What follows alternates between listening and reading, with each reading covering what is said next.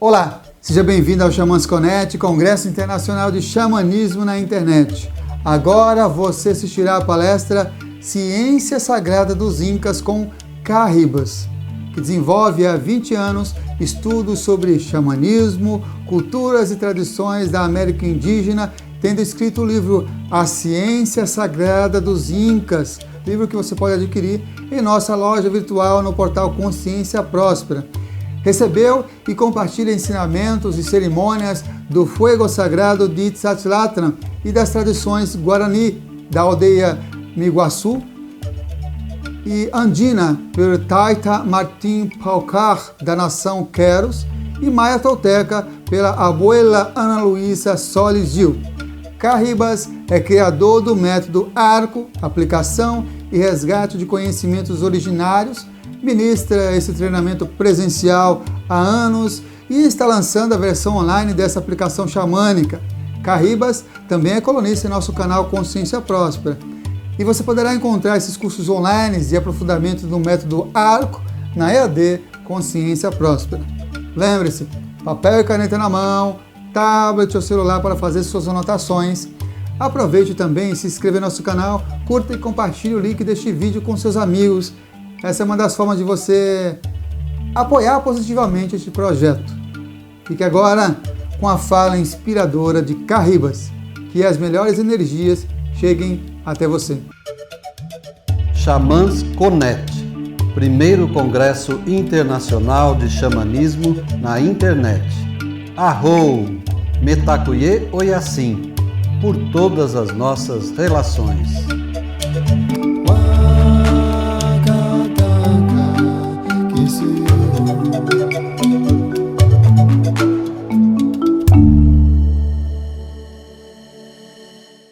Olá, eu sou o Carribas e venho trilhando essa senda, esse lindo caminho que é o xamanismo.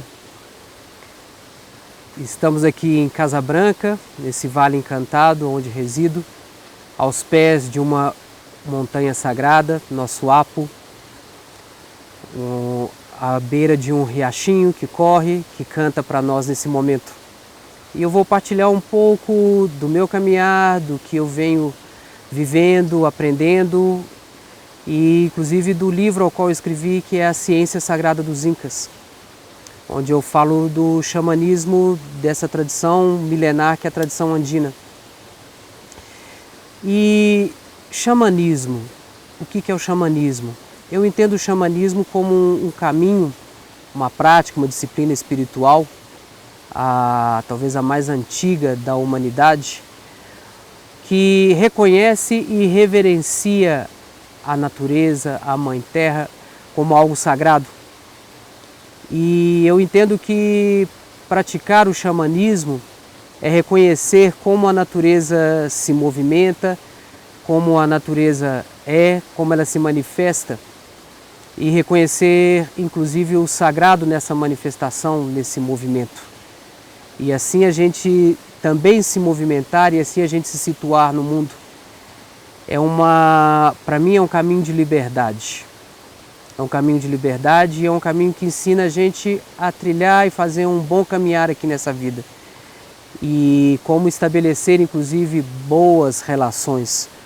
Boas relações não apenas no âmbito de nós com seres humanos, nas nossas relações humanas, mas também as nossas relações com os outros reinos, com as outras dimensões, a nossa relação com a natureza, com o entorno, com o reino mineral, com o reino vegetal, o reino animal, a nossa relação com as dimensões e esferas e reinos espirituais e inclusive a nossa relação com a gente mesmo, a nossa relação, que nós estabelecemos conosco mesmo.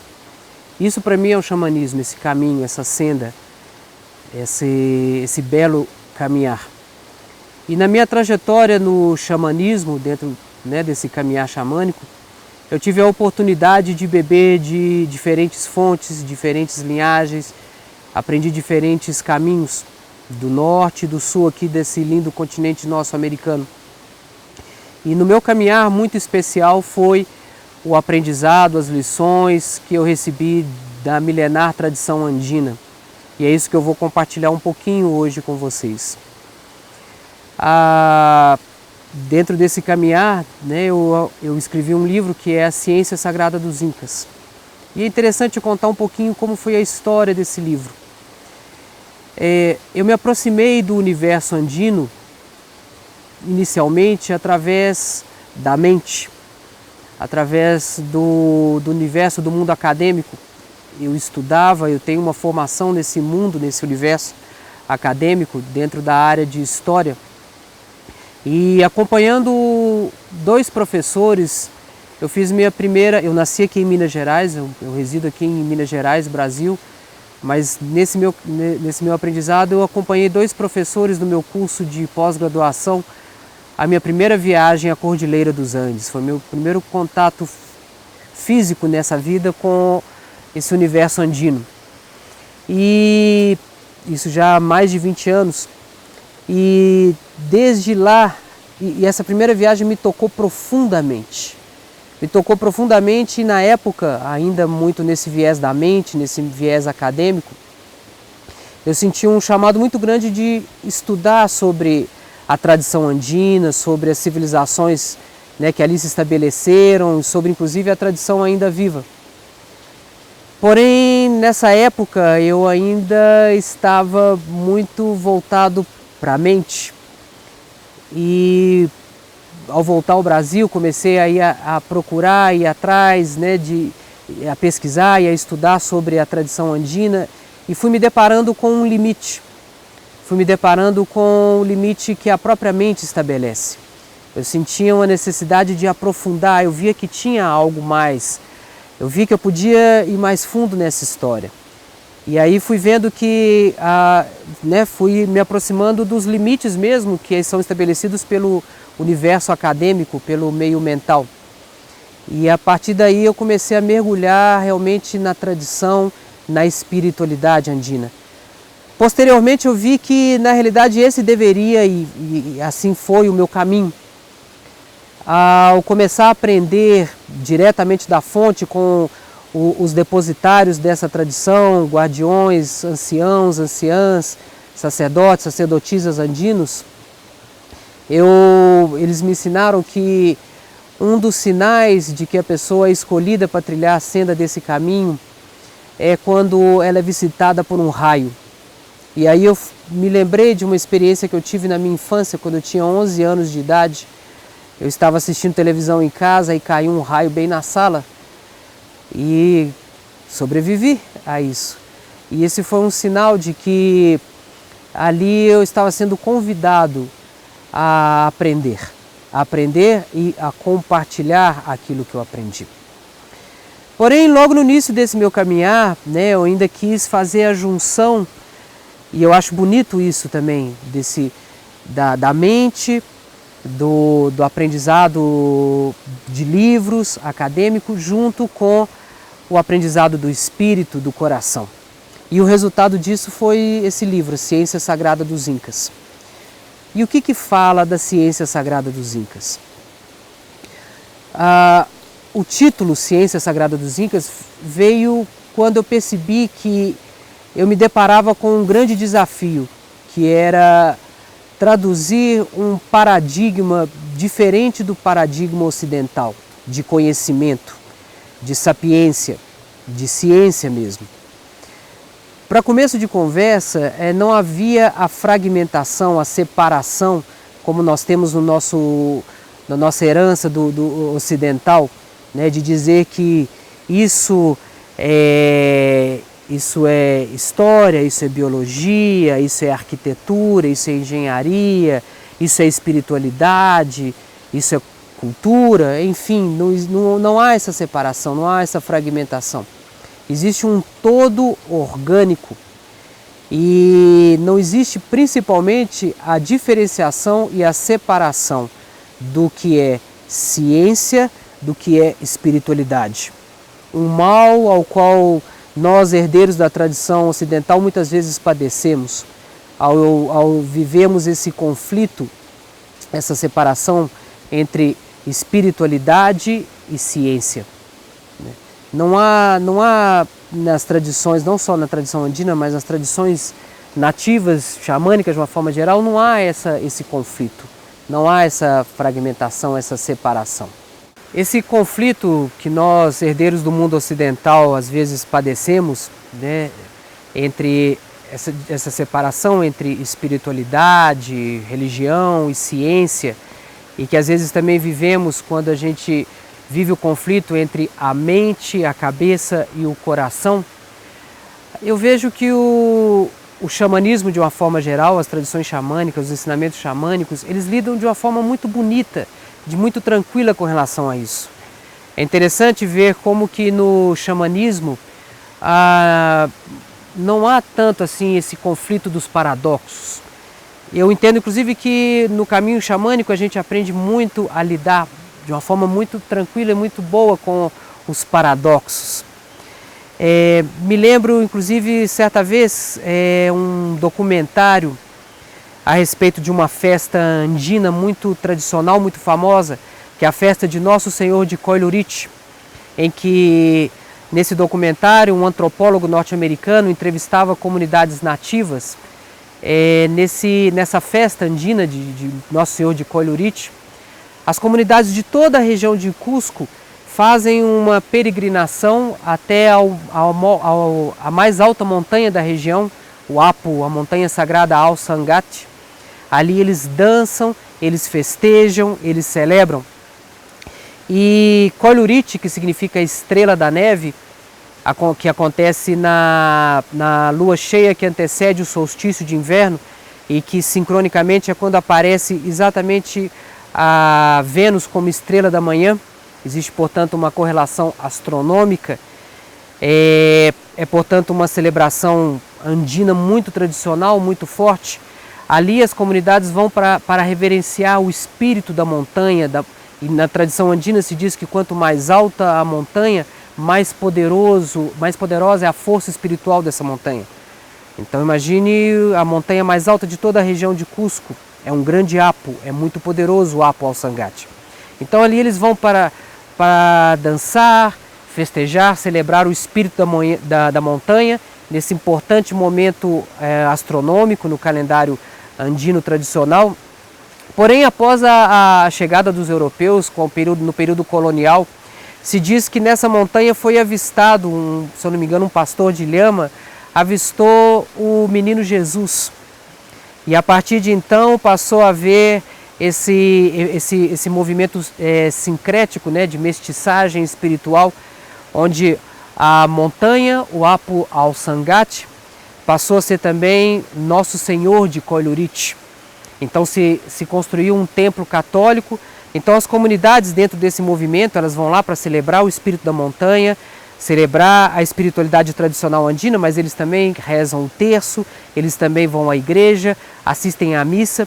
Outro aspecto muito interessante é quando as comunidades trazem blocos de gelo do nevado, levam para suas comunidades de origem, e ali à medida que vai derretendo a água, vai se tornando uma espécie de água benta. E muitas vezes esse bloco de gelo, essa água benta da montanha, ela também é levada à missa, e o padre, no ritual católico, também abençoa a água, que passa a ser também uma água benta. Então esse elemento sincrético, né, de sincretismo.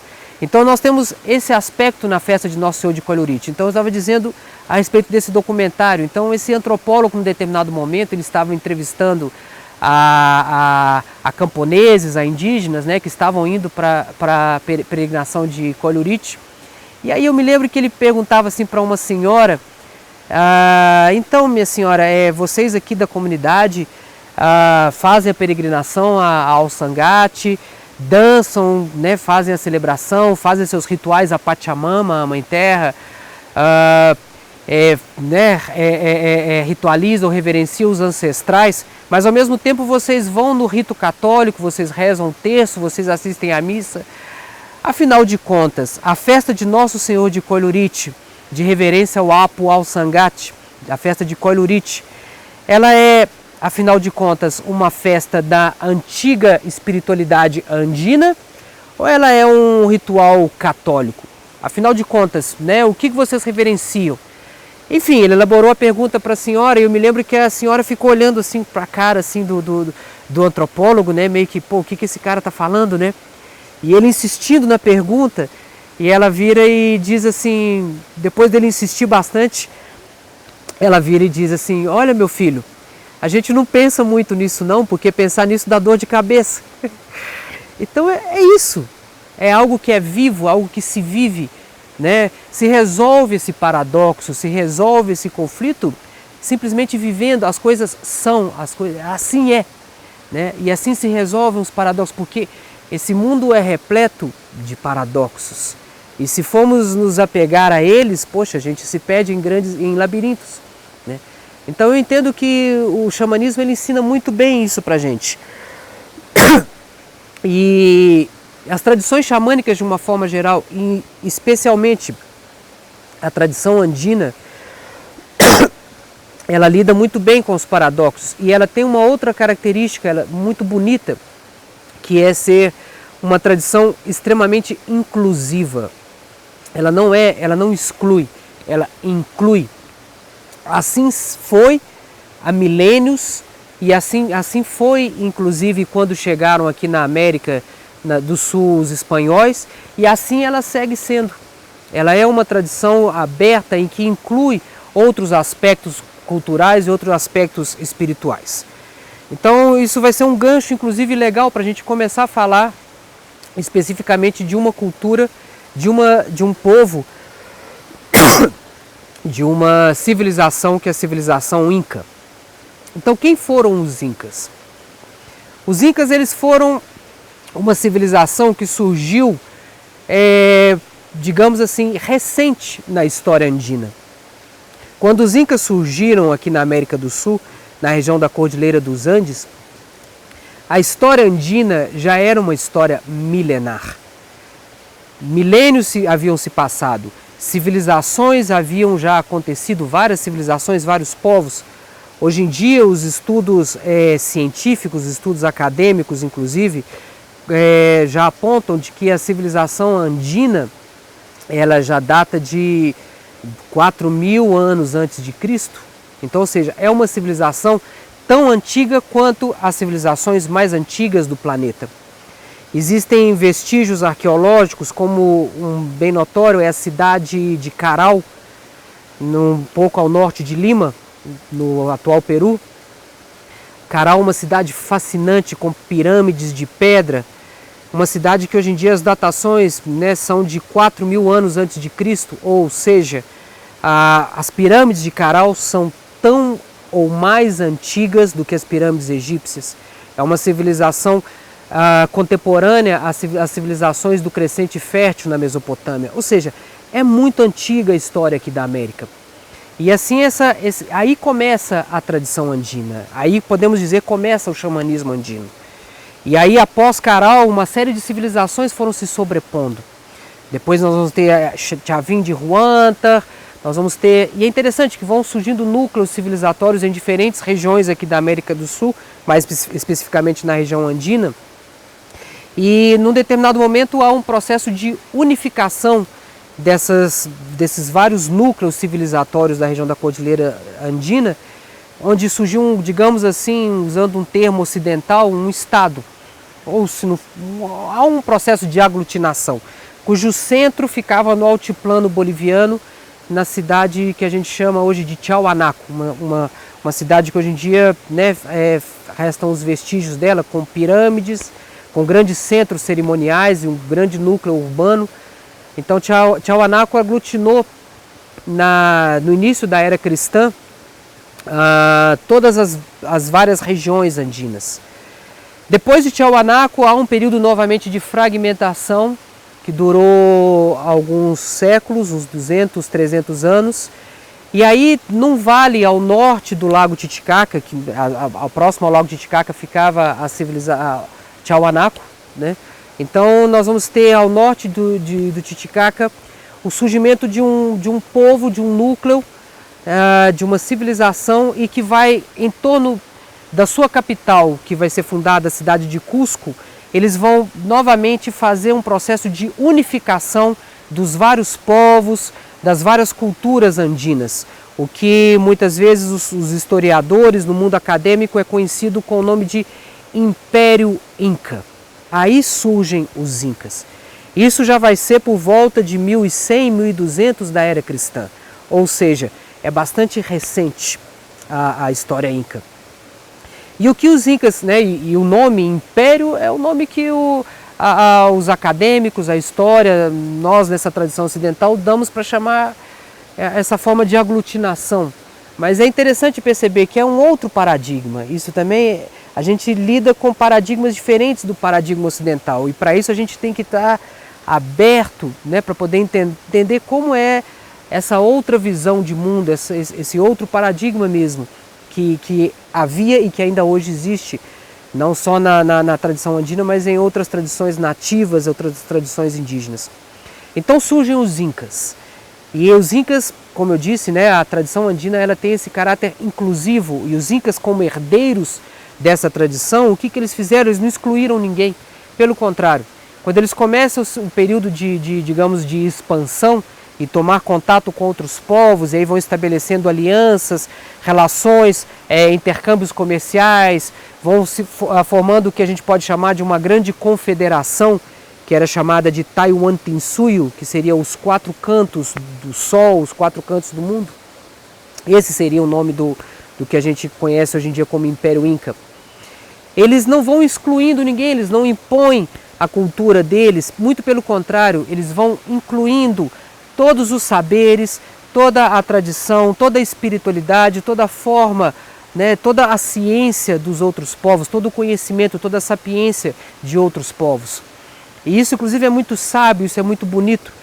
Então, eles foram incluindo conhecimentos, tecnologias, saberes milenares, que todas as civilizações, desde Caral, há 4.500 anos antes de Cristo, todo esse processo de desenvolvimento, né, ao invés de excluir, eles vão incluindo, foram assimilando, incluindo, aprendendo, né, e aí eles vão criar essa grande civilização, né, que os espanhóis, quando chegaram aqui no século XVI, encontraram, os Incas.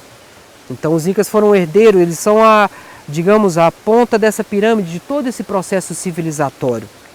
Falar, portanto, dos Incas, é importante honrar e reverenciar todos esses outros povos, todos esses outros saberes que antecederam os Incas.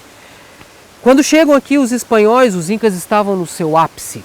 Eles tinham uma influência, estavam confederados, estavam aliados, ou até mesmo sob influência ou domínio Inca, um território gigantesco aqui da América do Sul, que pegava do que hoje é o sul da Colômbia até o norte do Chile, noroeste da Argentina, percorrendo toda a extensão da Cordilheira dos Andes no âmbito de leste a oeste. Esse era o que nós conhecemos como Império Inca. E eu me mergulhei a estudar e a buscar saber como era o paradigma de ciência desse povo. Consequentemente, como era esse paradigma de ciência que foi se desenvolvendo no decorrer desses milênios. Essa é a ciência sagrada dos Incas. E como é que é essa ciência sagrada dos Incas? Primeiro ponto, a ciência tinha um teor e um caráter sagrado. Então, não havia, por exemplo, essa ideia de, através de uma objetividade, você, né, não reconhecer a ideia de um transcendente, de um sagrado. Muito pelo contrário, a ciência caminhava junto, dialogava e corroborava o espiritual. Muitas vezes servia ao espiritual. Nós nos impressionamos muito hoje em dia quando visitamos, por exemplo, os complexos incas ou até mesmo pré-incas em regiões da Cordilheira dos Andes, com as maravilhosas e gigantescas, portentosas realizações que esses povos andinos, e em especial os incas, fizeram. O exemplo clássico é Machu Picchu. Então a pessoa visita Machu Picchu e não há uma pessoa sequer que não vá a Machu Picchu e não se impressione por vários motivos. Pela beleza, pela magnificência que é Machu Picchu, né, pelas impressionantes realizações arquitetônicas é notório, né, que a impressionante, ainda hoje, de certa forma, ainda misteriosa, capacidade de construção dos arquitetos, dos engenheiros e dos trabalhadores, dos pedreiros, né, aqueles que a mão de obra inca, como eles trabalhavam para cortar pedras com uma precisão absurda, muitas vezes de pedreiras distantes, aonde essas obras iam ser feitas, transportavam essas pedras que pesavam várias toneladas, suspendiam essas pedras e as encaixavam como se fosse um quebra-cabeça com uma precisão absurda, né? E então isso é algo que impressiona tremendamente. Você vai ver aqueles muros colossais em Cusco, em todo o Vale Sagrado dos Incas e particularmente em Machu Picchu. E existe outro aspecto fabuloso que é a força espiritual que se sente nesses lugares. Existe uma força espiritual magnífica. A pessoa, quando vai em Machu Picchu, sente essa força espiritual, sente um bem-estar, a começar de um bem-estar físico, né? Sente um processo de elevação. Se a pessoa tem uma prática espiritual e faz uma meditação nesses lugares, percebe a facilidade com que você consegue uma ascensão, com que você consegue acessar outras dimensões, outros estados de consciência. E isso tudo não é aleatório, isso tudo não é por acaso.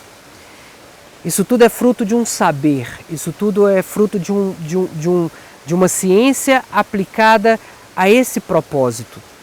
E os sábios incas, que eram chamados de amaltas, os amaltas, eles dominavam esse saber com grande maestria. O que eles faziam? Como é que eles executavam essa ciência sagrada? Bom, primeira coisa, eles identificavam que o que nós chamamos muitas vezes no xamanismo de lugares de poder. Eles sabiam, bom, primeira coisa, toda a natureza ela é sagrada. Toda a natureza, todos os lugares têm o seu poder. Só que eles sabiam que há determinados pontos da Mãe Terra que tem uma força, que tem um poder especial. Existe uma energia qualificada em certos pontos.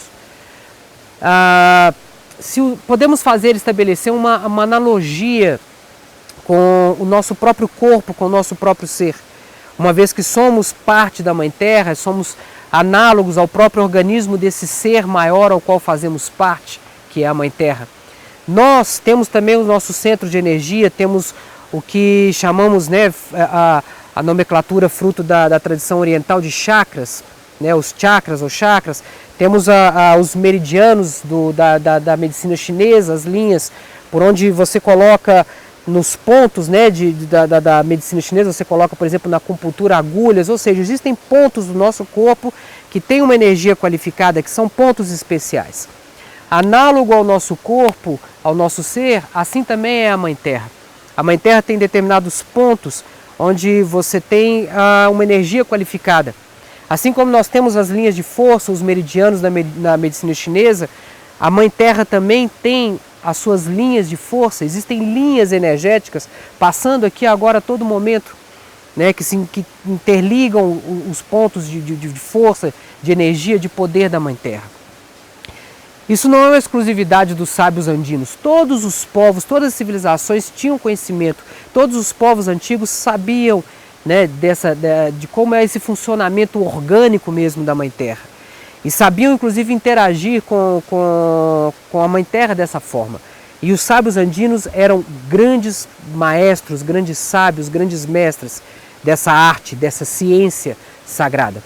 Então a primeira coisa, eles identificavam onde eram pontos de uma energia muito especial, muito qualificada. Nesses pontos, eles faziam intervenções arquitetônicas, faziam obras, realizações, eles construíam templos, altares de pedras que eram chamados de huacas, né, lugares sagrados dentro da tradição andina, onde eles potencializavam essa força natural da Mãe Terra. Aonde a Mãe Terra já tinha uma energia qualificada, que não precisava ter um templo, não precisava ter nada, apenas ali a presença, né, a própria energia da Mãe Terra ali, ela tinha uma força, um poder, era um lugar de poder. Havia uma energia qualificada naquele ponto, né? Bastava um ser humano ir ali, para poder sentir essa diferença, perceber. Aí entra também um outro aspecto, que é a nossa percepção, a nossa sensibilidade, né, a esses lugares. Eles tinham uma grande sensibilidade a isso e treinavam, desenvolviam, trabalhavam isso para poder aprimorar, né, terem uma grande excelência. Nesse ponto, eles escolhiam para poder levantar, por exemplo, um altar ou levantar um templo. Assim foi, por exemplo, com Machu Picchu, assim foi com muitos e muitos outros altares, lugares sagrados onde os incas escolheram. Muitas vezes não foram os incas que escolheram, muitas vezes o conhecimento dos povos anteriores aos incas já sabiam, já haviam escolhido aqueles pontos. Os incas herdaram isso, sabiam que ali já havia, por exemplo, um templo pré-inca. Ali o que eles fizeram? Né, em cima do antigo templo pré-inca, ou então ao lado, enfim, eles levantavam a construção, levantavam o altar, levantavam, né, faziam uma intervenção arquitetônica, paisagística naquele ponto. E isso potencializava ainda mais a força daquele lugar. Então, ou seja, era uma convergência de vários saberes que faziam com que, quando você chega ainda hoje, por exemplo, em Machu Picchu, você sinta essa força, esse poder de uma forma portentosa mesmo, né? Ali, portanto, era necessário eles terem um conhecimento, essa sensibilidade, para poder perceber onde eram esses lugares de poder, né? Se já não estavam identificados anteriormente por uma outra civilização, por um outro povo, precisava se identificar isso, esses pontos, através da sensibilidade mesmo, da percepção. Era necessário ter todo um planejamento inclusive urbano, porque nesses lugares de poder, eles não levantavam muitas vezes apenas altares e templos, eles levantavam cidades, cidadelas, é o caso de Machu Picchu, que é o exemplo clássico, né? Então eles tinham que ter todo um processo de planejamento urbano. Entrava aí também a questão da arquitetura, da engenharia, né? Toda uma tecnologia para poder fazer esses trabalhos, né? No caso da região da Cordilheira, a matéria-prima principal era as pedras, o reino mineral. E havia, junto com todo esse processo científico e tecnológico, a espiritualidade. Não havia separação. A todo momento havia esse diálogo, havia esse intercâmbio. Ou seja, uma pessoa que trabalhava na extração, nas pedreiras onde eram extraídas essas pedras, antes de se retirar uma pedra que ia ser usada numa construção, era necessário fazer um ritual, uma cerimônia.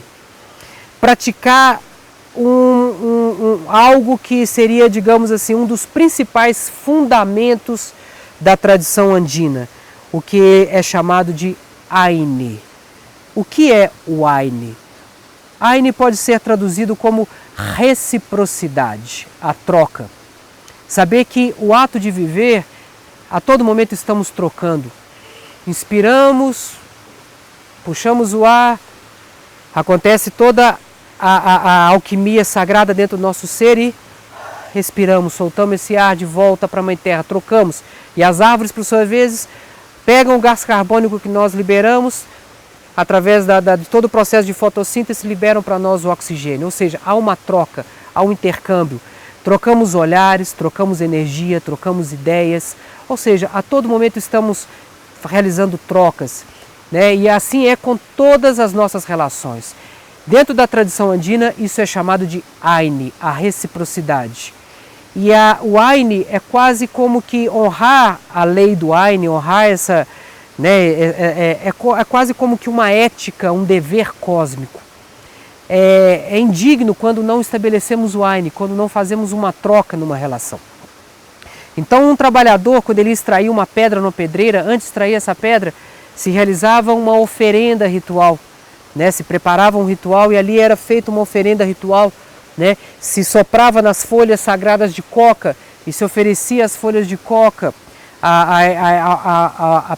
ao reino mineral, às pedras, à pedreira, dizendo: Pachamama, Mãe Terra, Rumi, pedras, vou extrair, vou te cortar, vou poder pegar isso aqui, peço licença, peço permissão para poder tomar isso e dou esse ritual, dou essa oferenda, ofereço aqui algo em troca para poder praticar o Aine.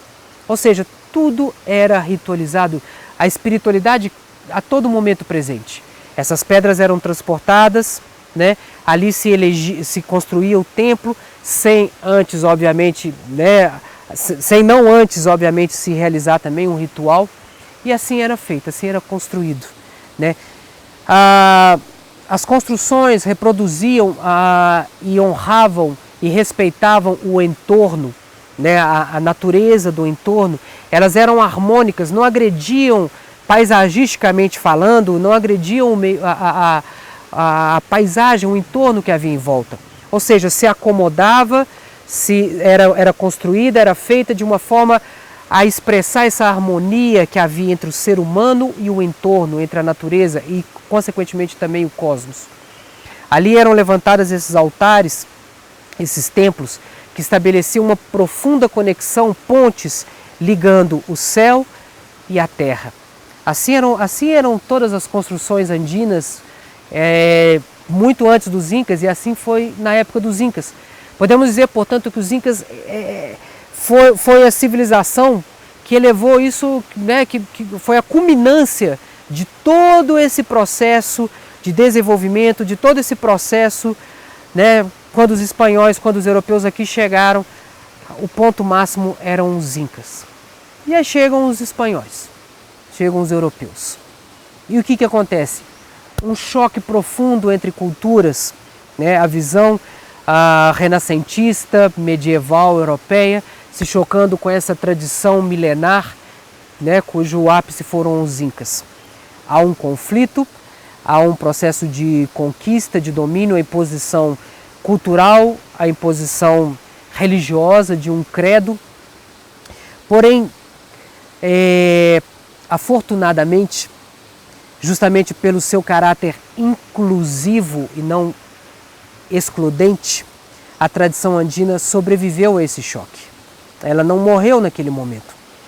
Os Incas, enquanto civilização, enquanto uma organização, digamos, política, um Estado, usando o termo ocidental, eles podem ter desaparecido, mas a tradição ao qual os Incas foram herdeiros, a milenar tradição andina, ela não acabou com a colonização, com a conquista e colonização europeia. O que fizeram os povos andinos? Eles incluíram os elementos europeus.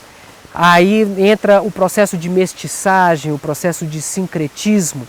Ao invés de excluir, né, a antiga tradição, né, ou melhor dizendo, em vez de excluir, negar, houve sim um conflito, mas em vez de negar radicalmente, né, a tradição cristã, ela foi sendo incorporada, ela foi sendo assimilada, ela foi dialogando, apesar da perseguição que houve sim, sistemática, né, a antiga tradição andina.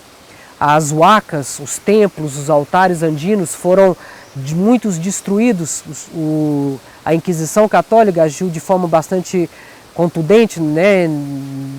Peru, Bolívia, região andina, também assim no México. Enfim, houve essa imposição, né? A Inquisição havia, por exemplo, os extirpadores de idolatria, cuja função era exatamente destruir esses altares, destruir esse saber, essa tradição.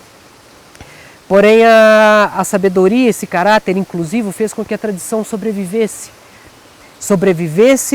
né, e chegasse até os nossos dias de hoje. Hoje ela é viva, ela está presente, ainda hoje se pode acessar tudo isso. Assim como ainda hoje você tem altares, né, que permaneceram, apesar da destruição sistemática. Você tem, por exemplo, o Machu Picchu, que resistiu à destruição. Ainda hoje a pessoa pode visitar Machu Picchu e ali vislumbrar, ver e principalmente sentir, né, o resultado dessa ciência sagrada que os Incas realizaram, fizeram. Esse saber chegou até os nossos dias de hoje e é muito bonito ver como se expressa essa sabedoria. Ainda hoje, como eu falei anteriormente, né, você tem festas, rituais, como é a festa de Nosso Senhor de Coilurich, onde as pessoas, né, vão ali para honrar, participar da missa, rezam o terço, mas também dançam ao espírito da montanha. A espiritualidade andina, ela reverencia e honra muito o espírito desses grandes entes de poder, dessas grandes forças que eles chamam de apos, o espírito das montanhas, né? Ainda hoje se honra, se reverencia a Pachamama, a mãezinha terra, a tão amada mãe terra, e com o sincretismo, né, muitas vezes a Pachamama ela é associada às virgens, né, a imagem da virgem dentro da iconografia, dentro da tradição cristã. No meu caminhar eu tive a honra e o prazer de conhecer um grande maestro, um grande sábio, um grande sacerdote, que foi Taita Martim Paucar, da nação da comunidade Queros, das alturas andinas, os Queros que são inclusive considerados ainda hoje, por antropólogos inclusive, os legítimos herdeiros da tradição andina. E me lembro que Taita Martim sempre, ao mesmo tempo que todos os rituais, todas as cerimônias que Taita Martim fazia eram no sentido de honrar e reverenciar a Pachamama, mas era bonito ver a fé que Taita Martim tinha com a Mamacha, a Virgem del Carmen, né, a Virgem de Carmen da cidade, da igreja de Paucartambo. Então, porque ali, na Virgem de Carmen, ele identificava, ele reconhecia a Pachamama. Ele via ali no altar em Paucartambo, ele via ali não apenas a imagem, a iconografia, a Virgem cristã, católica, mas ali também ele via a Virgem. E isso é muito comum em toda a região andina. Nós vamos ter também isso de uma forma muito acentuada, muito bonita, na região de Nossa Senhora de Copacabana, às margens do Lago Titicaca. Às margens do Lago Titicaca já existia um templo pré-inca, muito anterior aos incas, que honrava e reverenciava a força feminina do lago, a senhora do lago, digamos assim. Os incas, né, honraram isso também quando chegaram, né, na região do Lago Titicaca, apesar que mitos, as lendas incas dizem que eles vieram do Lago Titicaca, migraram para a região de Cusco e depois incorporaram a região do Lago Titicaca à Confederação Incaica. Então eles honraram isso e depois, com a chegada dos europeus, houve a conversão ao catolicismo, sabendo que houve aí um processo de sincretismo, de mestiçagem religiosa e espiritual. E aí um inca convertido ao catolicismo, diz ter tido uma visão com a Virgem, dizendo que ali onde havia o templo dedicado à Senhora do Lago, era para ser construído um templo cristão, onde a Virgem pudesse ser honrada. É uma história muito parecida ao que a gente vai ver também no México, com a história da Virgem de Guadalupe, mas é uma outra história. Então esse indígena, esse inca, era Tito Yupanqui, o nome dele. Ele procura, né, os curas, procura os sacerdotes católicos, fala da sua visão. E na visão a Virgem havia dito para ele que era para ele esculpir a imagem da Virgem. Então ele vai, esculpe a imagem da Virgem, apresenta isso para o cura. Há um momento assim de resistência dos padres, dos cristãos, em aceitar aquela imagem da Virgem feita por um índio. Por fim eles acabam aceitando e aí é construído o templo para poder acomodar essa imagem, que era a imagem da Virgem de Nossa Senhora de Copacabana. E aí se construiu o templo, e que ainda hoje é um outro ponto de grande peregrinação na região da Bolívia, né? Existe o templo, a cidade de Copacabana, às margens do Lago Titicaca, onde, né, na região do altiplano boliviano, onde muitas pessoas fazem peregrinação, né, para encontrar a Virgem, e que e que na verdade ali há uma relação com toda a energia feminina que traz o Lago Titicaca. Já alguns séculos após a Tito Yupanqui, né, e a construção da igreja, uma réplica dessa Virgem foi feita e foi presenteada não sei se a prefeitura, enfim, foi presenteada à cidade do Rio de Janeiro. E aí, em homenagem à Virgem e à Nossa Senhora de Copacabana, surgiu o bairro de Copacabana, a praia de Copacabana, e hoje em dia todo mundo conhece né? Copacabana, no Rio de Janeiro, é mundialmente famoso, mas a origem dessa história está lá na região do Altiplano, lá às margens do Lago Titicaca. Então isso acontece muito nesse processo de sincretismo, de mestiçagem. E assim resistiu, assim chegou até os dias de hoje, e assim ainda hoje é viva, e hoje em dia vê um momento de grande fortalecimento, de resgate. Hoje em dia a tradição está muito forte, a tradição andina está muito forte. E isso é coerente também com a visão xamânica e com a própria visão da tradição andina, que diz que o universo se movimenta por ciclos. Então na tradição andina existe a ideia de um Pachacuti.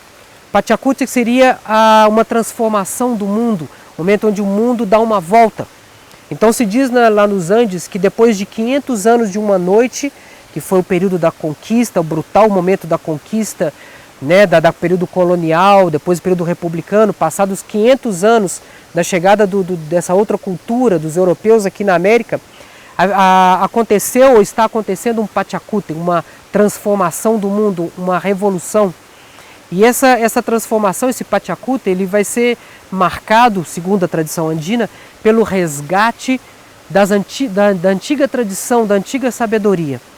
Não mais para se criar um mundo utópico do que foi o passado, mas exatamente estabelecendo esse diálogo, não de uma maneira excludente. Olha, agora vamos negar todo o mundo ocidental, europeu, e vamos resgatar, vamos voltar ao que era 500 anos atrás. Isso é impossível.